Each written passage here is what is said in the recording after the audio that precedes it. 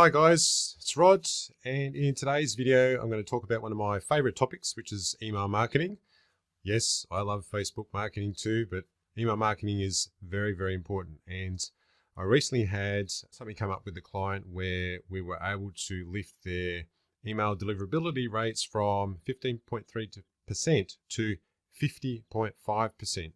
So it was a tripling of their deliverability rates by changing only one setting. Without further ado, let's get into it.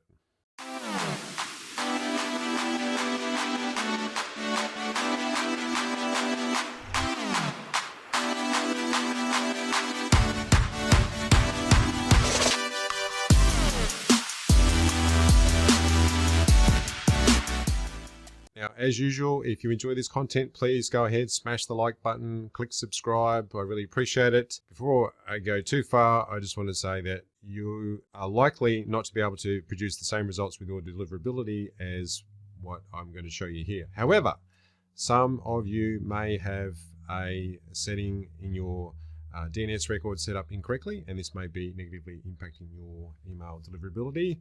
But I'm just going to go through some of the things that I see that are important about email deliverability, how you can check them. It's not meant to be an exhaustive video. This is really just focusing on one area, and let's get into it. So I did make a couple of notes here, which is better than what I usually do. So number one is, why is email marketing important? Now, especially in the context of when you're doing advertising on Facebook or doing advertising on Google. Now, your email marketing is super important for two reasons. So number one is it's like a background cleanup agent that's always working in the background, especially when it comes to recovering abandoned carts, for welcoming new people in, new customers, for following up customers who haven't visited your store, haven't purchased anything for quite a long time. It allows you to automate all of those things without you having to spend a whole lot of time managing email marketing. Now, a lot of people think that email marketing is about sending out newsletters. Well, in my view, yes, it is, but that's really only a small part of it. A larger part of your email marketing is setting up the automations so that most of the communications via email with your customers is handled automatically.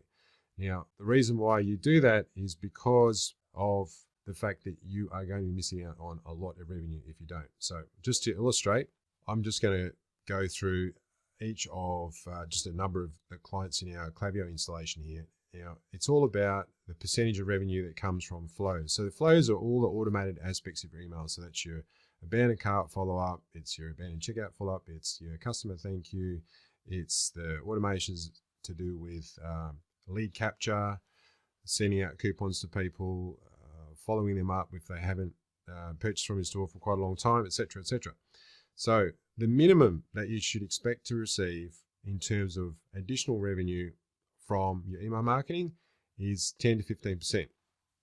So we do these as a one-off project for clients, and that is always the minimum goal. So you see this client, they're getting 20% of their revenue from flows. This client, they're getting 18% revenue. So this is in the last 30 days. So there's been 859 transactions. This client, they're at 12%, 150 transactions. This client, they're at 18%. This is a brand new client that we only set up 2 weeks ago. They're at 20%. Look, I could go on, but I think you get the idea. So if you don't have email marketing in place with a standard set of automations, you are leaving a ton of money on the table. So what's the other thing about email marketing in terms of deliverability that's really important? Now, it's really important that you have all of your email infrastructure records set up correctly. So usually that's to do with the DNS records. Now, I am going to focus in on one particular area, and I'm going to show you a tool that you can use to check your email records and to get a deliverability score so you can get an idea of how good your emails are and what the deliverability of them is like. So what that means is how likely is your email going to land in someone's inbox as opposed to in their spam folder. A really great tool for checking this is mail-tester.com. So what this does is it allows you to send an email to a customer address. So you just use this, you send it from your domain to this customer address, and then it will then check your score for you. So what you do is you grab this email address here, copy that to your clipboard, and go and create a new email. Now, you can do this in your email client if it's on your domain, or you can use your like if you're using Klaviyo or SmarterMail or any of those, send it from there. You send it out and then you just check the score. And it takes a little while for it to be calculated. And this is what you end up with. So as you can see, for my domain, which is rodblend.com, the score is almost perfect. I've just got a couple of things that I could fix in the body of the message, but that's pretty much it. Everything else is good. Yeah. So that would be the first thing I do. Go ahead and do the test and see what your score is, and then see what sort of results you get. Now, as you can see here, with one of our clients, we were doing some testing and we noticed that their score was very low. So that had me take a closer look at their DMARC record, which is the thing that has made the huge difference. So what is the DMARC record? I'll show you just quickly. So I use a tool called DMARC Analyzer to have a look at DMARC records. And all you do is put your domain in, you click validate DNS, and it will give you what the record is. So essentially a DMARC record is something that's related to both what are known as DKIM and SPF records. And I'm not going to go into what those are, but this is what a DMARC record looks like. So it's a text record within your DNS records that are hosted with your DNS record provider. Sorry, your DNS hosting provider. And the key area in the DMARC record is here. So it's the P tag. So basically what the P tag says is that when a check is run, and if the check fails, this is what you should do with the email. So basically your DKIM and your SPF records are checked. I'm not going to go into what those are, but these are pretty commonly configured records for your email infrastructure. And if you have this value set to something other than none, and for example, you can set it to quarantine. Basically what that means is that if an email sender is not properly authorized for your domain and you have the P tag set to a value of quarantine, then the emails from that sender are going to land in the junk mail folder. So this is pretty common. If you're using a third-party service like Klaviyo or SmarterMail, you'll be using by default their shared infrastructure, and their shared infrastructure is not properly authorized to send email on behalf of your domain. If you, with Klaviyo, for example, you can go ahead and set up a custom subdomain and you can have everything properly authorized. But in most cases, it's not going to be properly authorized, and it's not terribly important for most email senders, for most people. However, if you set this record here to have a value of quarantine, it's likely that that is going to result in a lot of your emails going into the junk mail unless you really know what you're doing. So instead, have this record here, the tag set to a value of none.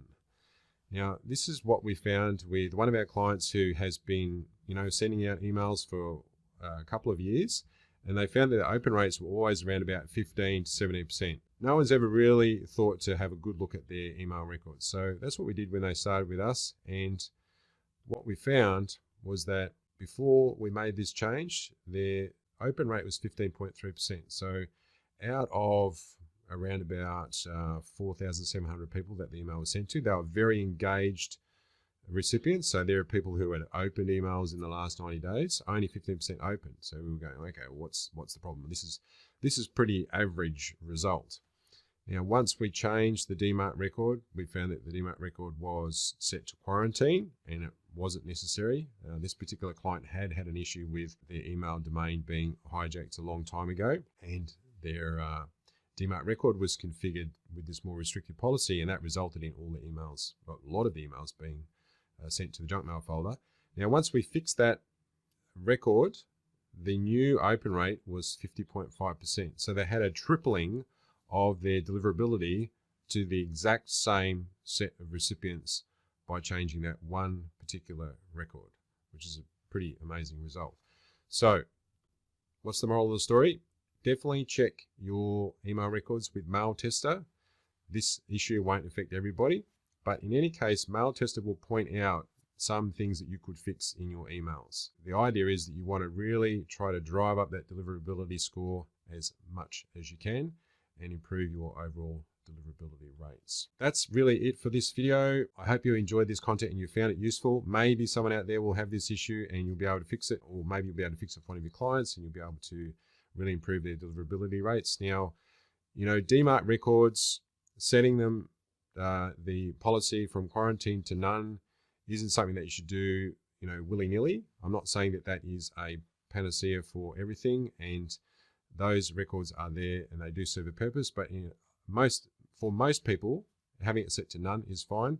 And actually, the main thing is that, like I use DMARC Analyzer to send the reports, but it doesn't mean you can just send that to just a standard email address there. Main thing is that you are checking the reports that are issued by DMARC to make sure that there isn't a domain or a sender that's sending mail on your behalf that shouldn't be doing that. That's the main thing that you would want to check. Now that's all for this video. If you found this content useful, please go ahead, smash the like button, click subscribe. Really appreciate that. Now, if you do need help with your email marketing, whether it's setting up things from scratch or whether you're going, well, we don't have 10 to 15% of revenue coming from email marketing, we need help with that. I am taking strategy sessions that usually last about sort of 15 to 30 minutes just to talk to people about what they're currently doing, how we can help. Maybe they just need to make some tweaks to what you're doing, or you really need a project done and put in place. Then there'll be a link in the description below where you can book a time in my calendar to have a chat about that. That's all for this video. Thanks for watching, and I'll see you in the next one.